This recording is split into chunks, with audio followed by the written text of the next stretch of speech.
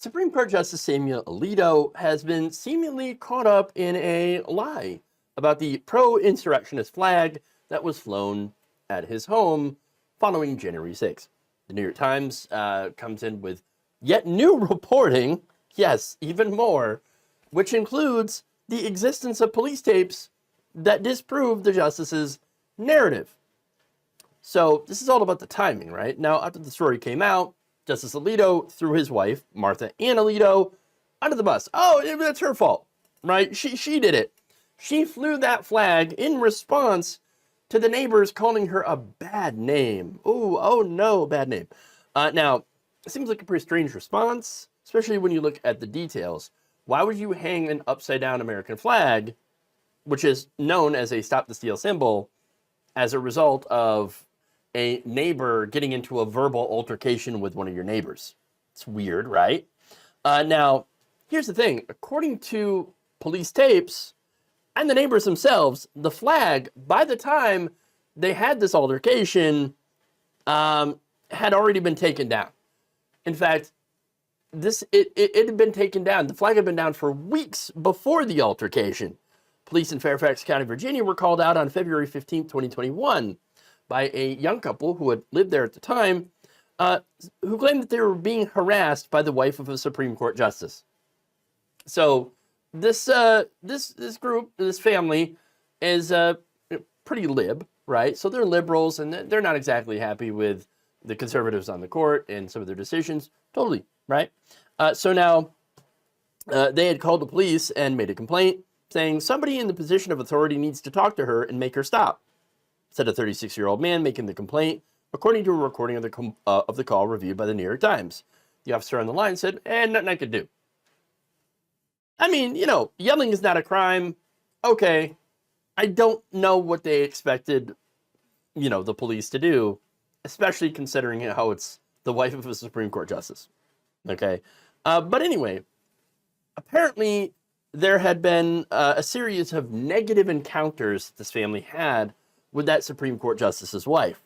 That day, Emily Baden, whose boyfriend, now husband, contacted the police, had traded accusations with Mrs. Alito, who actually lived down the street. They weren't like right next to each other.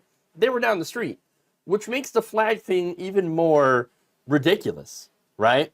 So now, this was in February, whereas the flag in question had only flown for a few days. Around January 17th, that was, a couple weeks after the January 6th insurrection. So the timing here, little odd, little off. So now I mentioned the tapes. Now, the couple involved in the altercation had made their own recording of the call in order to document the incident. Now, they actually did leave out the fact, though, that they had called Mrs.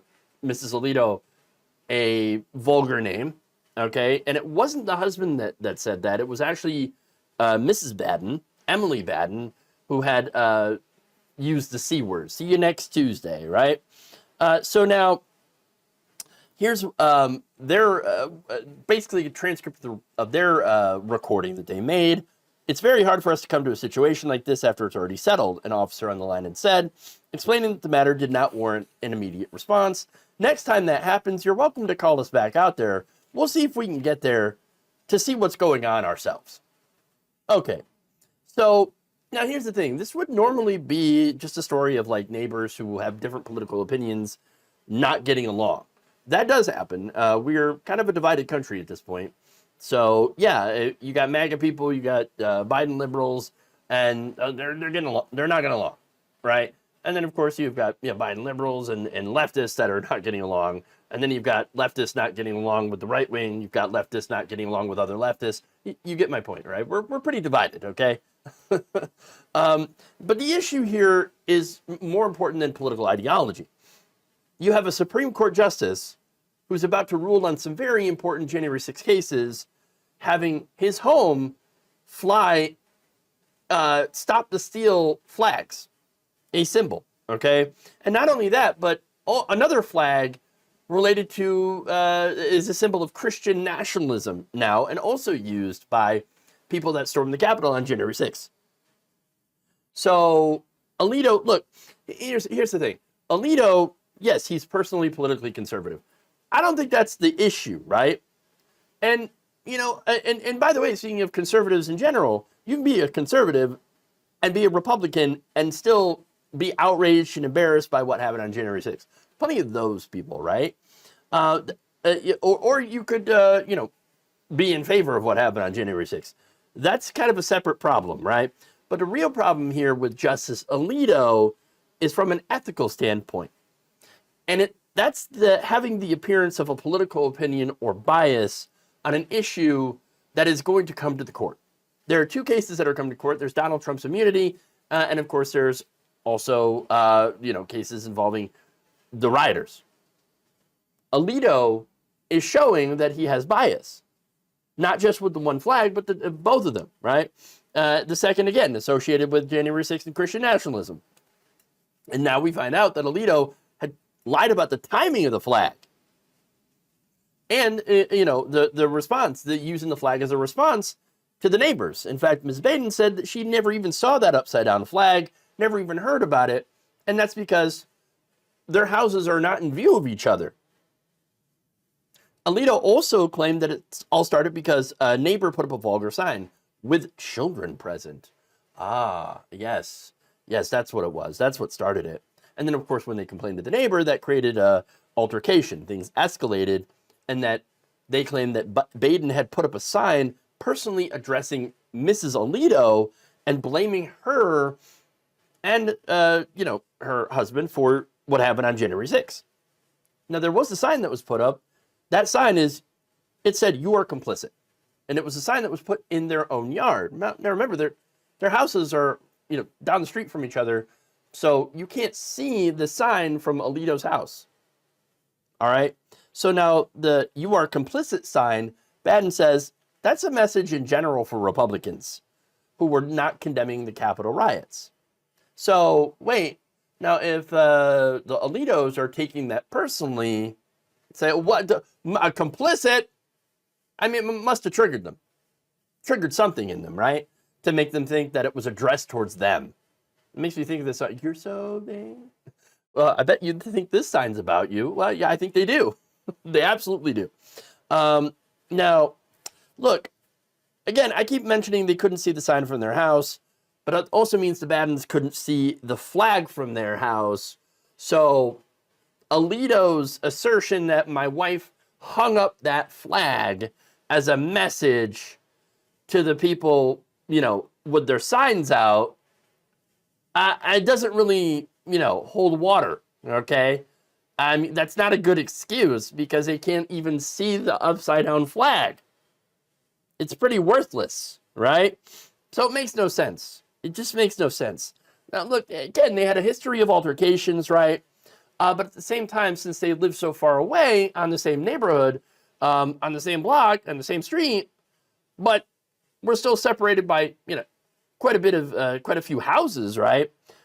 They had to come across each other in order to have these altercations. You might even say they'd had to go out of their way to start them, right? So now these neighbors, they said, look, yes, we drove to the Alitos after January 6th. We drove past their house to see what was going on with them. And that was a full admission to them in the New York Times. All right. Now, when they were doing that, Mrs. Alito was outside, saw them, started running at their car, shouting something. So, look, they kept going. They had to turn around in the cul-de-sac to leave, right? So to go back home, they passed by again, and on their way, as they were passing by, Mrs. Alito had allegedly spat at them at their car. Oh, great.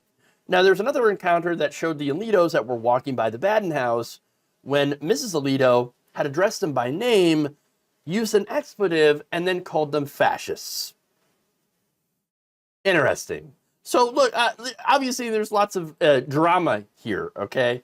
But again, the important thing is that you have the Supreme Court Justice, a Supreme Court Justice, that is lying about what happened, about the timing, about the reasoning, about everything, and has refused to recuse himself from cases that are related to January 6th. That should be unacceptable, right? And in fact, look, Alito comes out earlier on Wednesday and says, well, no, I'm not going to recuse myself because guess what?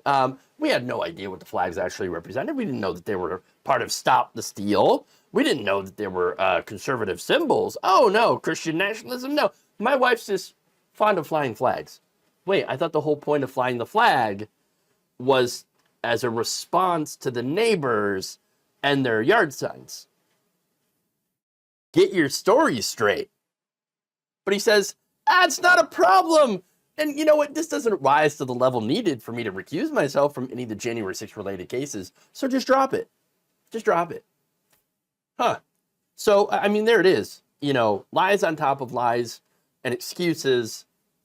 Now, Republicans in the court are going to say, oh, no problem. Oh, no, totally not a problem. But they just like to fly flags, everybody. Don't see a problem. Don't care. Well, that's the issue, right? And unfortunately, look, again, from my view, he's absolutely biased.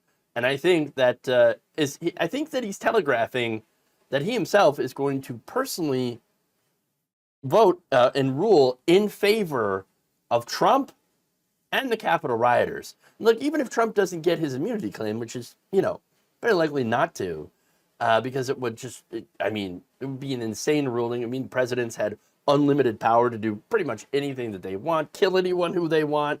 It just an insane level of power, right? So the majority of the court's probably going to rule against that.